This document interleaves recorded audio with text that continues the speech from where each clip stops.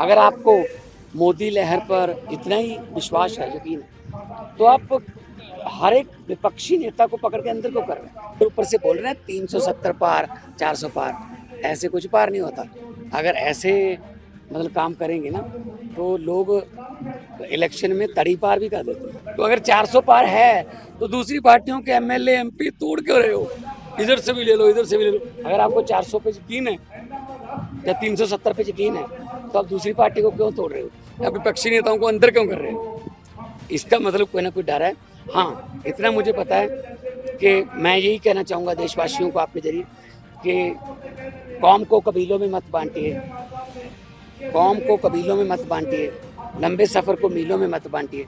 एक बहता दरिया है मेरा भारत देश, इसको नदियों और झीलों में मत बांटिए। देखिए, ये कोई राजनीतिक शक्ति दिखाने का समय नहीं है, ये तानाशाही के खिलाफ मैसेज देने का। आज हम भगत सिंह के गांव में खड़े हैं, पैतृक गांव में।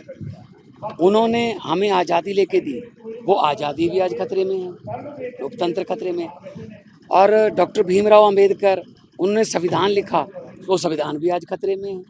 किसी को भी उठा के ये अंदर कर देते हैं, विपक्ष की आवाज़ को दबाया जा रहा है। अगर आपको मोदी लहर पर इतना ही विश्वास है, यकीन है, तो आप हर एक विपक्षी नेता को पकड़ के अंदर क्यों कर रहे हैं? जहाँ आप तमिलनाडु से शुरू हो जाइए, बाया केरला हो जाइए, बाया झारखंड हो जाइए, बंगाल हो जाएं, दिल्ली में तो करते ही हैं।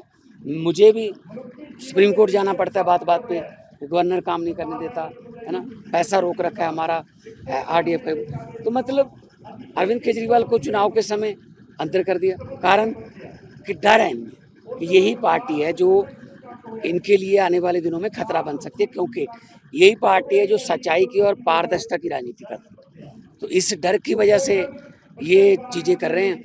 और हमने 31 तारीख को सारे विपक्ष को इकट्ठा किया, इंडिया गठबंधन को।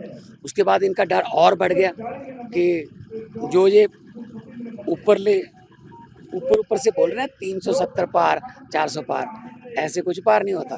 अगर ऐसे मतलब काम करेंगे ना, तो लोग इलेक्शन में तड़ी पार भी कर देते हैं। नहीं नहीं, मतलब इन्होंने किया क्या है अब तक?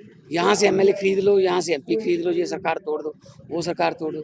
अगर आपको इतना यकीन है, मैं फिर कहता हूँ, तो आप ईवीएम की बात करते हैं तो आप सबसे ज़्यादा तड़पते हो, नहीं नहीं नहीं नहीं, ठीक है। अगर आपको यकीन है तो आप कहो कि जिस मर्जी तरीके से इलेक्शन करवा लो, हमें यकीन है। तो इसका मतलब कहीं ना कहीं तो कुछ ना कुछ तो है ना। और पूरा विपक्ष जेल में, ईडी आती है, सीबीआई आती है, ईडी को तो एक हथियार की तरह इस्तेमाल कर रहे हैं। तो 10-10 घंटे ईडी पकड़ के घर पे बैठी रहती है, बाद में कहते हैं चलो चलो, आपको लेके जाते हैं। सुप्रीम कोर्ट में जा रहे हैं, संजय सिंह जी की जमानत हुई है, सदा के लिए तो रख नहीं सकते, लेकिन पब्लिक का सब देख रही है। तो पहला जो चरण है चुनाव का, वो आने वाला है। लोग मन बना चुके हैं कि इस धक्केशाही के खिलाफ वोट करेंगे। और हम भी यही कह रहे हैं, बाहर निकलिए, डेमोक्रेसी को बचाने के लिए, संविधान को बचाने के लिए वोट करें, और सेकुलर लोगों को वोट करें, नफरत फैलाने वालों को या धर्म का नाम इस्तेमाल करने वालों को वोट न करें। उन नेताओं पे सर क्या टिप्पणी करेंगे जो जस्ट बिफोर इलेक्शन दूसरी पार्टी में चले गए, उन्होंने अपनी पार्टी चल गई दूसरी पार्टी में चले, जैसे आपकी पार्टी से किसी और पार्टी में या बीजेपी में शामिल हो गए, कांग्रेस में शामिल हो गए, उन लोगों के लिए क्या कहेंगे, उन नेताओं के देखिए, लिए? पता क्या है, कई लोग स्वार्थी हैं, छोटी लाइन देख के चले जाते हैं, जैसे किसी को डरा लेते हैं, किसी का लालच होता है। लेकिन फैसला तो पब्लिक ने करना है कि एक मैं आज इधर हो गया, वो इधर हो गया। जनता इधर उधर थोड़ी होती है। बंदा हो सकता है उसके स्वार्थ हो, लालच हो, कोई ना कोई, लेकिन जनता जनार्दन है। 4 जून को जनता बता देगी। सीएम साहब, आप 13-0 का पंजाब में बोल चुके हैं। आपको नंबर देने का हमेशा एक तजुर्बा है कि कितनी सीट्स आएंगी। पंजाब में आप चुके हैं 13-0। देश में कितनी जो है बीजेपी की सीट्स आएंगी, आपकी, कांग्रेस देखिए, की, क्या एस्टिमेट अभी है? क्योंकि मैं अभी जा रहा हूँ, अभी कल मेरा कुरुक्षेत्र है, फिर मेरा आसाम जाऊंगा, फिर मैं गुजरात जाऊंगा, दिल्ली जाऊंगा। उसके बाद मैं आपको बता सकता हूँ।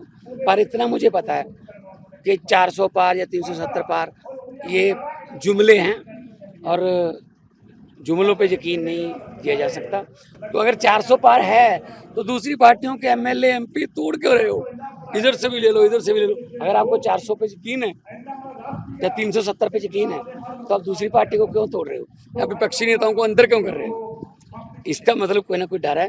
हाँ, इतना मुझे पता है कि मैं यही कहना चाहूँगा देशवासियों को आपके ज़रिए कि कौम को कबीलों में मत बाँटिए, कौम को कबीलों में मत बाँटिए, लंबे सफ़र को मीलों में मत बाँटिए। एक बहता दरिया है मेरा भारत देश, इसको नदियों और झीलों में मत बाँटिए। Thank you sir.